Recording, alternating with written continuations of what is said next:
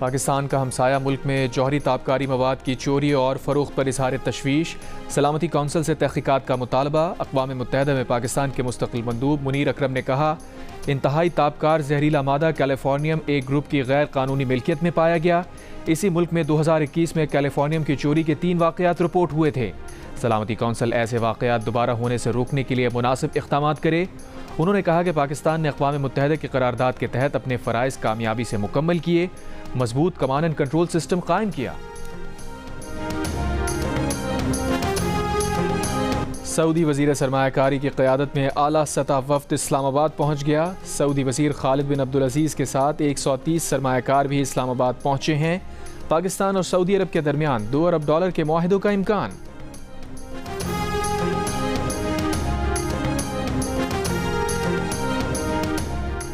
जो रियासत से अलहदगी की बात करेगा या रियासत के खिलाफ हथियार उठाएगा वो हमारा दुश्मन है। वफाकी वज़ीर दाखिला मोहसिन नकवी का वाज़े और दो टोक पैगाम। कहा, ऐसे अनासिर के बैरूनी आकाओं के लिए पैगाम है कि जैसा हमारे मुल्क में करोगे वैसा ही सलूक तुम्हारे साथ करेंगे। फिर हमसे ये तवक्का ना की जाए कि फ़साद के जवाब में हम चुप बैठेंगे। फ़सादियों के लिए भी किसी किस्म की कोई माफ़ी नहीं। जो भी PTM को पाबंदी के बाद सहूलतकारी फराहम करेगा निर्गे में आएगा, पकड़ा जाएगा।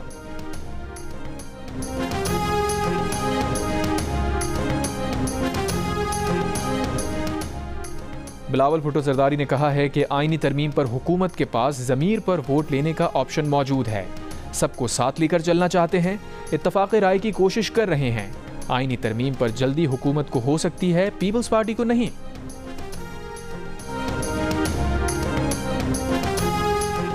खैबर पख्तूनख्वा काबीना ने पुलिस एक्ट 2017 में तरमीम की मंजूरी दे दी। तरमीम के तहत IG पुलिस से ट्रांसफ़र पोस्टिंग्स के इख्तियारात वापस ले लिए गए, जबकि DPOs, DIGs, एडिशनल IGs की पोस्टिंग का इख्तियार वज़ीर आला को हासिल होगा। पहले पोस्टिंग्स का इख्तियार inspector general Khyber Pakhtunkhwa police को था।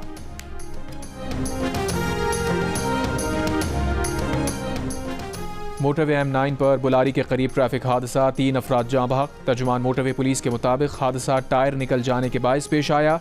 हैदराबाद से कराची आने वाली कार क्रैश बैरियर से टकरा कर उलट गई। गाड़ी में आग लग गई। 2 खवातीन और 1 शख्स झुलस कर जाँ बहक।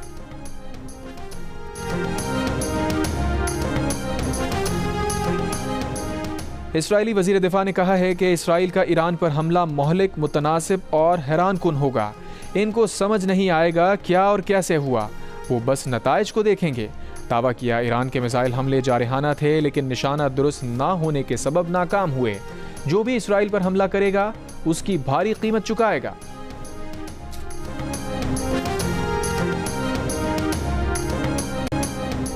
बिजली सारिफीन सिर्फ हुकूमत से नहीं प्राइवेट ऑपरेटर से भी बिजली खरीद सकेंगे। वफाकी काबीना की तवानाई कमेटी ने independent system and market operators policy की मंजूरी दे दी। वज़ीर आज़म की ज़ेर सदारत इजलास के बाद जारी एलामे के मुताबिक ISMO बिजली की मार्केट को मल्टीप्लेयर इंडिपेंडेंट मार्केट में तब्दील कर देगा और एक शफाफ मुसाबकती मार्केट कायम होगी। इस फैसले की वफाकी काबीना से तौसीक कराई जाएगी।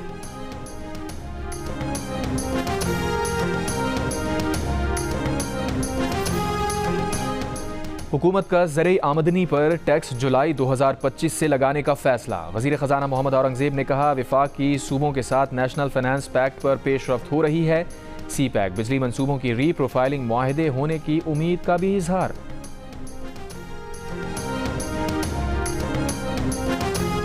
बुजुर्ग सियासतदान और साबिक़ स्पीकर कौमी असम्बली इलाही बख्श उमरो 98 बरस की उम्र में इंतकाल कर गए। इलाही बख्श उमरो 1997 से 2001 तक कौमी असम्बली के स्पीकर रह चुके हैं। इलाही बख्श उमरो की नमाज जनाजा आज जुमेरात की दोपहर 1 बजे कराची में अदा की जाएगी। इलाही बख्श उमरो ने वफाकी वज़ीर के तौर पर भी खिदमात अंजाम दी।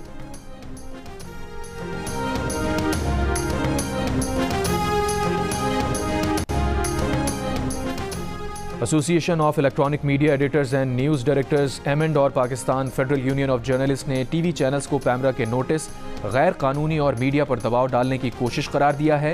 एमएंड ने कहा कि कराची में दहशतगर्दी के वाक़े की कवरेज पर TV चैनल्स को नोटिस दिए गए। नोटिस में आयत बेबुनियाद इल्ज़ामात के बरक्स TV चैनल्स ने कराची में हुई दहशतगर्दी के वाक़े की इंतहाई जिम्मेदाराना कवरेज की है। Pakistan federal union of journalist के सदर अफजल भट्ट और सेक्रेटरी जनरल अरशद अंसारी ने मुश्तरका बयान में कहा, कराची में दहशतगर्दी के हमले की रिपोर्टिंग हक़ाइक़ पर मबनी और मफाद आमा में ज़रूरी थी। पैमरा टीवी चैनल्स को दिए नोटिस फौरी वापस लें।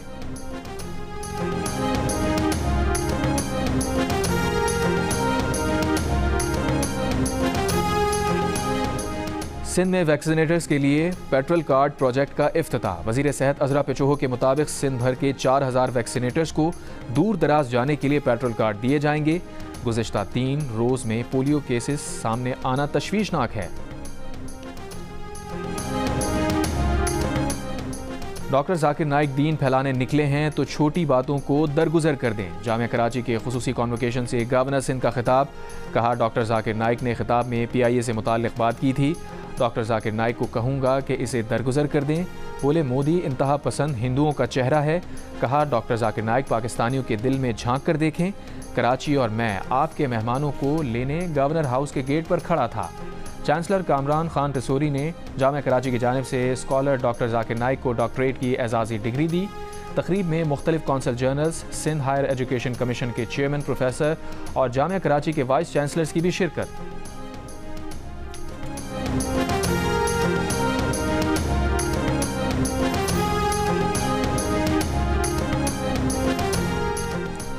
इसराइल की जानिब से लबनान के शहरी इलाकों में हमलों का सिलसिला जारी। प्रोग्राम कैपिटल टॉक के मेज़बान हामिद मीर के लबनान में जंगज़दा इलाकों में सफ़र के दौरान शहरी आबादी पर इसराइल ने हमला कर दिया। सीनियर सहाफ़ी हामिद मीर ने बताया, इसराइल ने लबनान पर 16 रॉकेट फायर किए। प्रोग्राम में दिखाया गया कि शहरी आबादी पर हमलों की वजह से कई लबनानी ख़ानदान सड़क पर ज़िंदगी गुजारने पर मजबूर हैं। कई ने अपनी गाड़ियों को ही आर्जी घर बना लिया है। लबनान के मुख्तलिफ इलाकों में सफ़र के दौरान सीनियर सहाफ़ी हामिद मीर जब मार्केट्स में गए तो वहाँ एक पाकिस्तानी शहरी अपनी दुकान भारतीय शहरी के हवाले करके वतन चला गया था।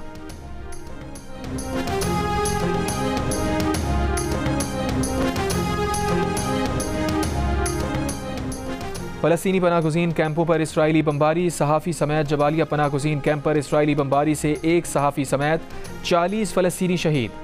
मकबूजा मगरबी किनारे में गाड़ी पर फायरिंग, 4 फ़लस्तीनी शहीद। लबनान पर भी बमबारी जारी। शुमाली इसराइल में हिज़्बुल्लाह के रॉकेट हमलों में 2 इसराइली हलाक। इसराइल के शहर हुज़ैरा में चाकू हमला, 6 अफराद ज़ख्मी। सऊदी अरब के वली अहद शहजादा मोहम्मद बिन सलमान की ईरानी वज़ीर ख़ारजा अब्बास इराक़ची से मुलाकात। शाही महल में होने वाली मुलाकात में ईरान सऊदीया ताल्लुकात और बाहमी दिलचस्पी के उमूर पर तबादला ख्याल किया गया। और भारत के मशहूर सनतकार और टाटा ग्रुप के साबिक़ चेयरमैन रतन टाटा 86 बरस की उम्र में इंतकाल कर गए। रतन टाटा को तबीयत की नासाजी पर पीर को मुंबई के अस्पताल में दाखिल कराया गया था। रतन टाटा ने 1991 में टाटा ग्रुप की बागडोर संभाली। उन्होंने कंपनी को तरक्की की बुलंदियों पर पहुंचाया और टाटा ग्रुप को $100 अरब मालियत तक पहुंचा दिया। रतन टाटा दुनिया भर में फलाही कामों के लिए भी जाने जाते हैं। टाटा सन्स में उनके 65% से ज़्यादा शेयर्स की आमदनी फलाही कामों पर खर्च होती है।